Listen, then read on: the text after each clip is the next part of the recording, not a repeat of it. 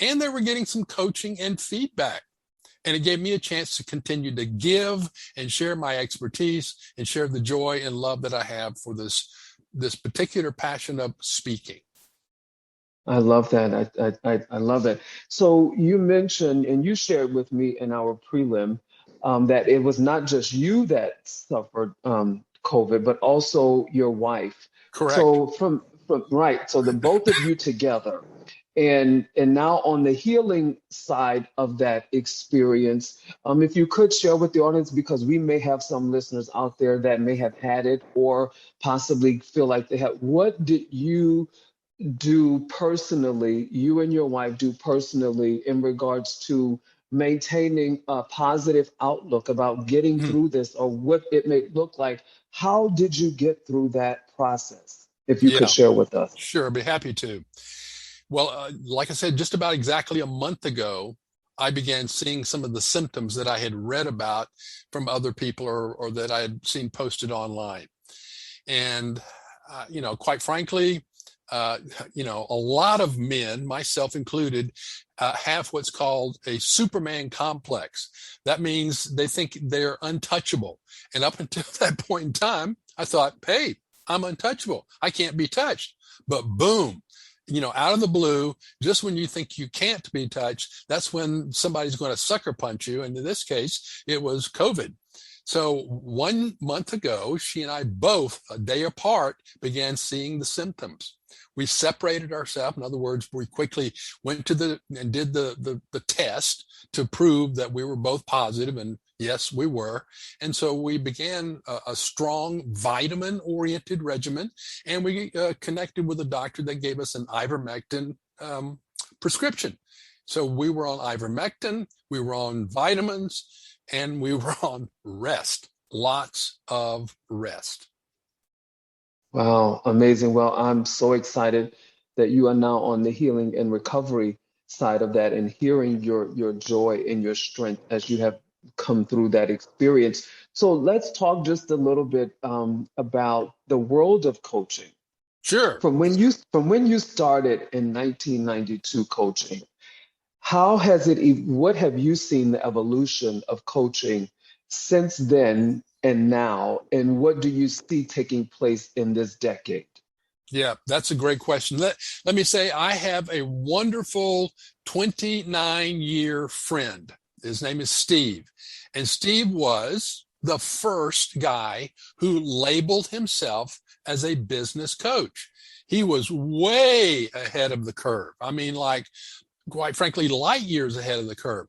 So he was, in a sense, inventing coaching in his own realm, in his own life, just by experimentation. Now, there were 2 or 3 guys who were beginning to build a name and reputation in the arena of coaching. So he did follow them, watch them, learn from them, but he did so much of what he did by way of, again, experimenting. He went into his own learning lab and tried a variety of things to see what would work. So he has had literally thousands of clients over the last 30 plus years, because actually he began his coaching practice 32 years ago. So I have watched and known Steve and have a deep respect for him because he's had a really great 6-figure coaching business for quite a number of years. He has shown me and told me in our conversations how he has changed his coaching model, how it has morphed and changed and transformed itself over a period of time. And I think, quite frankly, Sean, in any realm that you're in, whether it's medicine, music, coaching, teaching, financial advice, if you're not constantly on the learning curve and on the front edge of the learning curve, you're going to be left behind. So as a professional, you can't say, I've been there, I've done that, I know that. You must always be seeking, oh, that sounds different. Oh, that is different. Oh, I think I need to stick my nose into that and learn more. and be that kind of open-ended student where you're constantly learning. So coaching has evolved. I was in the International Coach Federation for about 5 years in the early 2000s. I went to a couple of their big international conferences. I listened to, again, some of the biggest names in coaching, and I learned again that there were so many different kinds of coaches. And that's a good recognition, because some people think it's all about life coaching or all about business coaching or whatever. And it isn't. It can be so many different ways that you can approach people and the coaching needs that they have in their own particular life or profession. Wow, awesome. So you would say forecasting going into 2025 to 2030, do you see a higher demand for coaches in that time span? I know we're in 2021 now, and just projecting and forecasting. Do you see an increase in demand for the coaching business? Yes, I do. I believe, again, that what people are starting to see is that it's one thing to have a, quote, teacher or trainer, and they're going to hit a lot of what we'll call the general needs of the general populace in a particular arena. But a coach can, shall we say, get down and dirty. A coach can roll up his sleeves, her sleeves, and really get to know you and bring to the table the things that he or she sees that you particularly need. A great coach, again, back in the athletic arena, because that's the arena I came out of, can watch a player and see exactly what he or she is doing right and build on that.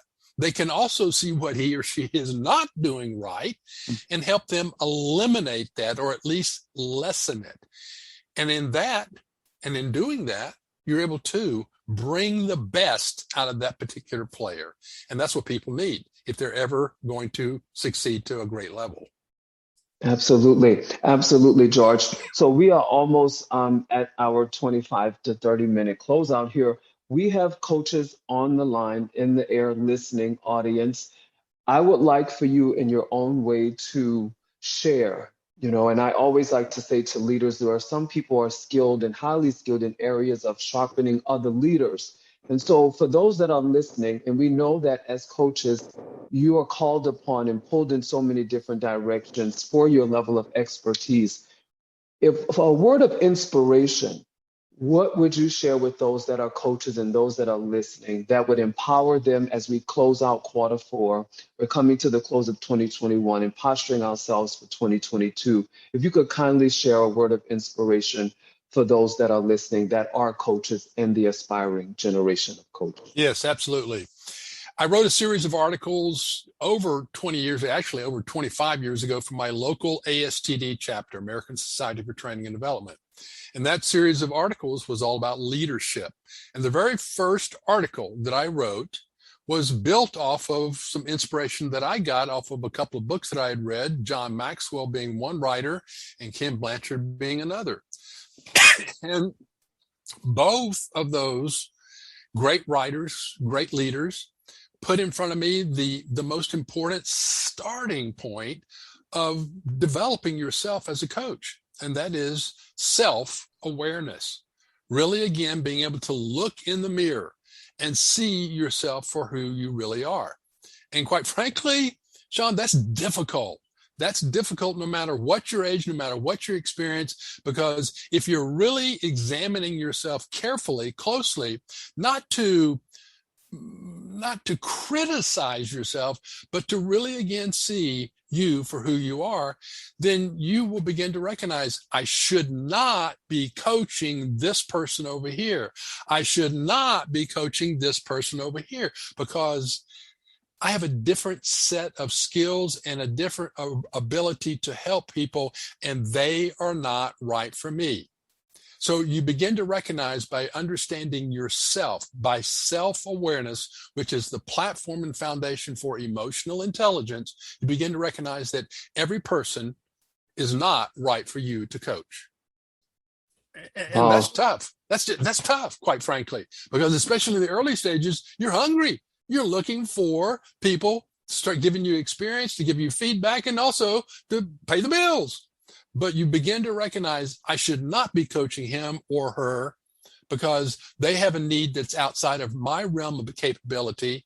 And I need to be able to pass them on to somebody else who is more capable and more able and more ready to coach them at where they're at.